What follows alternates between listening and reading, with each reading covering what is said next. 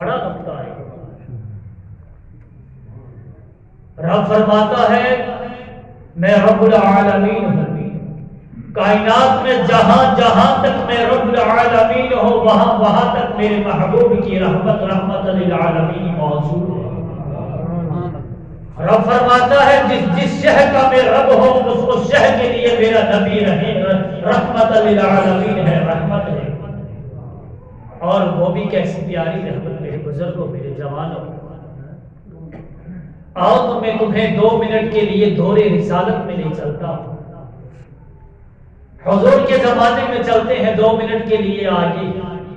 ویسے بھی نا دادا کیا خوب نکتہ دیتے ہیں، وہ کہتے ہیں ہر چیز نئی لے لو، ہر چیز، کپڑا پرانا ہو جائے تو نیا خرید لو، ٹوپی پرانی ہو جائے تو نئی خرید لو، عمارتیں پرانی ہو جائے تو ڈھا کے نئی بنا دو، گاڑی پرانی ہو جائے تو نئی لے آؤ، لیکن دین کبھی نیا نہیں لے آؤ۔ دین ہمیشہ پرانا رہتا، دین کبھی نیا نہیں لیتا۔ آئیے ہم 2 منٹ کے لیے حضور کی بارگاہ میں چلتے ہیں، مدینے کی سرزمین پہ چلتے ہیں۔ اللہ کے رسول صلی اللہ علیہ وسلم منبر انور پہ تشریف فرما ہے، اللہ کے پیارے حبیب صلی اللہ علیہ وسلم کی بارگاہ لگی ہے۔ حضور صلی اللہ علیہ وسلم اللہ کے نبی اپنے اصحاب کو تعلیم فرما رہے ہیں، درس فرما رہے ہیں، ایک صحابی زور و قطار سے رونے لگ جاتا ہے۔ واقعہ لمبا ہے، میں مختصر کر کے اپنے موضوع کی طرف آتا ہوں۔ اللہ کے نبی صلی اللہ علیہ وسلم کی بارگاہ میں ایک صحابی زار و قطار روتے ہیں، حضور بیان فرما رہے ہیں، درس دے رہے ہیں، اللہ کے نبی اپنے صحابہ کو تعلیم دے رہے ہیں، زور و قطار سے رونے کی آواز آ رہی ہے، محفل برخاستہ ہوتی ہے۔ اللہ کے نبی صلی اللہ علیہ وسلم کے صحابہ اٹھتے ہیں، جا کے اس صحابی کے پاس جاتے ہیں، آپ کیوں رو رہے تھے؟ آپ کی آنکھوں میں اتنے آنسو کیوں تھے؟ آپ کی آنکھوں سے زار و قطار یہ رونے کی، یہ آنسوں کے دریا جو بہ رہے تھے، جو قطرے بہ رہے تھے، یہ کس چیز کی وجہ سے بہ رہے تھے؟ کہا آؤ میں تمہیں بتا دوں۔ توجہ فرمائیے گا میرے جوانوں میں، بڑا پیارا نکتہ ہے۔ اللہ کے نبی نے فرمایا، اللہ کے نبی کے صحابی نے بتایا آؤ میں تمہیں بتا دوں۔ کہا کیا بتاؤ گے؟ کہا آؤ میں تمہیں 2 واقعے بتا دیتا ہوں، اس دور کے جس دور میں میں نے رحمت للعالمین کو نبی نہیں مانا تھا، جس دور میں میں مسلمان نہیں ہوا تھا۔ کہا کیا واقعہ ہے؟ کہا دور جہالت تھا، میں مسلمان نہیں تھا، میرے گھر کے اندر میری شادی ہو چکی تھی اور میں تجارت کی گھر سے کسی دوسرے ملک شام کا سفر تھا میرا، اور میں نکلا تو میں جب نکلا میری اہلیہ جو تھی کہتے ہیں وہ امید سے تھی، اس کے پیٹ میں بچہ تھا۔ کہتے ہیں میں جب نکلا تو میں نے اپنی اہلیہ کو کچھ وصیتیں کی، اور وصیتیں کرنے کے بعد کہ جو 2 واقعے میرے ساتھ گزرتے ہیں، ایک یاد آتا ہے تو بڑا رونا آتا ہے، ایک یاد آتا ہے تو بڑی ہنسی آتی ہے۔ فرمایا کیا واقعات ہیں؟ کہتے ہیں کہ ایک واقعہ یاد آتا ہے تو بہت رونا آتا ہے، ہنسی آتی ہے، جو پہلا واقعہ ہے۔ کہا کیا معاملہ ہے؟ کہا جب میں نکلا تجارت کے لیے، میں نے ساز و سامان اٹھا لیا، میں نے رستے میں کھانے پینے کی اشیاء اپنے ساتھ اٹھا لی، اور اٹھانے کے بعد میں ہندو تھا، میں غیر مسلم تھا، میں اللہ کو نہیں مانتا تھا، حضور کو نہیں مانتا تھا، بتوں کی پوجا عبادت کرتا تھا، سر میرا پتھروں کے سامنے جھکتا تھا۔ کہا دل میں خیال پیدا ہوا بڑا لمبا سفر ہے، کیوں نہ اپنے پتھر خدا کو اپنے ساتھ اٹھا لیا جائے۔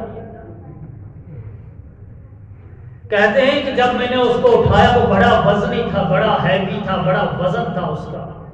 کہتے ہیں جب میں نے اٹھایا تو اس کا وزن مجھے زیادہ لگا تو میں نے سوچا میرا سفر دشوار ہو جائے گا، میں نے مٹی کا خدا بنایا اور اس کو اٹھایا۔ کہتا وہ بھی بڑا وزنی تھا۔ کہتا ہے جب کچھ نہ ہوا تو میں نے آٹے کو گوندا اور آٹے کا خدا بنا کے سکھا لیا، اور وہ کافی ہلکا ہو گیا، اس کا وزن جو تھا وہ کافی ہلکا ہو گیا۔ کہتا ہے میں نے بستے میں رکھا تو میں چل گیا، جب رستے پہنچا تو میرا زادیرہ ختم ہو گیا، 1 دن بھی بھوکے، 2 دن بھی بھوکے۔ کہتا ہے تیسرا دن آیا میری بس ختم ہو گئی، میرے جسم نے مجھے جواب دے دیا، میں کمزوری کی طرف جانے لگا۔ کہتا جب کھانے کو کچھ نہ ملا دل میں خیال آیا کیوں نہ یہ آٹا گوندھ لیا جائے پانی میں ڈال کے اور گوندھنے کے بعد اس کو پکا کے کھا لیا جائے۔ کہتا میں نے اس آٹے کو پانی میں ڈالا اور ڈال کے گوندا اور گوندنے کے بعد میں نے اس کی روٹی پکائی اور میں کھا گیا۔ اور پھر صحابہ سے کہتا ہے مجھے جب یہ واقعہ یاد آتا ہے تو بہت ہنسی آتی ہے۔ کہتا اب ہنسی کیوں آئی؟ کہا ہنسی اس لیے آئی کہ مجھے یاد آتا ہے کہ میں کیسے خدا کی عبادت کرتا تھا کہ میں نے اس کو گوند پکا کے کھا لیا، وہ مجھے یہ بھی نہ کہہ سکا میں تیرا خدا ہوں۔ ہائے ہائے، کہتا میں نے اس کو گوندا پانی میں اور پکا کے کھا لیا، وہ مجھے اتنا نہ کہہ سکا میں تیرا خدا ہوں۔ تو مجھے گوند رہا ہے، مجھے کھا رہا ہے۔ اللہ اللہ، قربان جائیے اس دین پہ جس کا مالک، جس کا خالق، جس دین کو ہم اللہ کو مان کے مان رہے ہیں، اللہ جو ہر شے کا خالق ہے۔ اور پھر کہتے ہیں دوسرا واقعہ یاد آتا ہے تو بہت رونا آتا ہے۔ کہا کیا؟ لمبا واقعہ ہے، آپ نے سنا ہوگا، میں نے اشارہ دینا ہے اور گزر جانا ہے۔ کہتا ہے میں اپنی بیوی کو وصیت کر کے گیا تھا کہ اگر بچی پیدا ہوئی تو زندہ درگور کر دینا، بیٹا ہوا تو رکھ لینا۔ 12 سال بعد، کتنے سال بعد میری واپسی ہوئی تو بچی بڑی جوان ہوئی تھی۔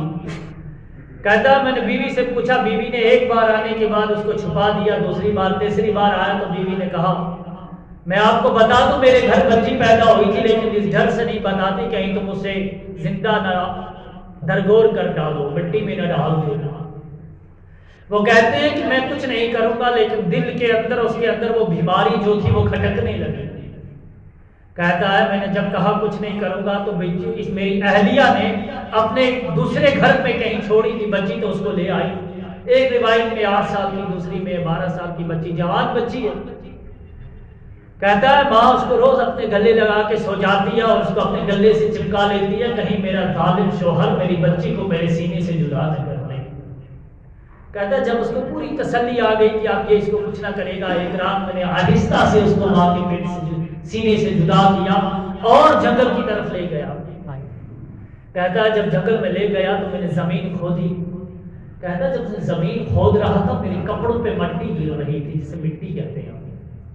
کہتا ہے جب مٹی گر رہی تھی تو بچی میری آ کے مٹی جھاڑ رہی تھی، بابا تیرے کپڑوں پہ مٹی لگ گئی ہے۔ کہتا میں نے بڑا سخت سینہ کر کے زمین کو کھودا اور کھودنے کے بعد میں نے اس بچی کو مٹی گھڑے میں ڈالا اور ڈال کے مٹی ڈالنے لگا۔ یہ بچی مجھے کہنے لگی میرے بابا میری ماں کو کیا جواب دو گے؟ کہتا ہے یہ واقعہ یاد آتا ہے تو بہت رونا آتا ہے۔ اب کہتا ہے میں نے 4 بچیاں زندہ درگور کر دی اور درگور کرتا گیا، میرے سینے میں کبھی آگ نہ ہوئی۔ کہتا ہے جب میں نے 5ویں بچی زندہ درگور کی نا تو میرا کلیجہ کانپنے لگا۔ یہ دور تھا رسول اللہ صلی اللہ علیہ وسلم کے آنے کا دور، حضور کی نبوت کا دور شروع ہونے والا تھا۔ کہتا ہے میرا سینہ کانپنے لگا۔ کہتا ہے جب ایک گناہ کیا جاتا ہے تو دل سخت ہوتا ہے، ایسا ہی ہے نا؟ دوسرا کیا جائے تو اور سخت ہوتا ہے، تیسرا کیا جائے تو اور سخت ہوتا ہے۔ کہتا ہے جب میں نے 4تھا گناہ کیا تو اور سخت ہوا۔ جب 5ویں بچی زندہ درگور کی تو دل کانپ اٹھا۔ اور یہ دل کیوں کانپا؟ علماء کرام فرماتے ہیں رحمت کا آنا ہو گیا، سبحان اللہ، حضور کی رحمت کا آنا ہو گیا تھا اور اب سخت دل کانپنے جو تھے وہ کانپنے شروع ہو گئے۔ اور پھر میرے نبی کا آنا اور یہ فرمانا کہ انا ابو البنا، میں بچیوں کا باپ ہوں۔ لوگوں انہیں زندہ دفن نہ کرو، انہیں زندہ درگور نہ کرو، میں ان کا باپ ہوں۔ گویا کہ رب جس چیز کے لیے رب العالمین ہے، اللہ جس چیز کو پال رہا ہے، نبی اس چیز کے لیے رحمت ہے، اور جس چیز کو اللہ پال رہا ہے اس کے لیے نبی رحمت اس لیے ہے کہ وہ چیز نبی کے صدقے پل رہی ہے۔ رب نے فرمایا نا لولا خلقناک لا خلقت الافلاک، اے نبی اگر میں تجھے نہ بناتا اپنی ذات کی قسم کچھ نہ بناتا۔ گویا کہ جو بنا نبی کے صدقے بنا، اور رب جس کو پال رہا ہے، رب العالمین، پالنے والا رب، عالمین کو پالنے والا رب جس کو پال رہا ہے وہ اللہ کے نبی کی رحمت کے صدقے میں پل رہے ہیں۔ گویا کہ کائنات کا ذرہ ذرہ محتاج ہے رسول اللہ کی رحمت پر۔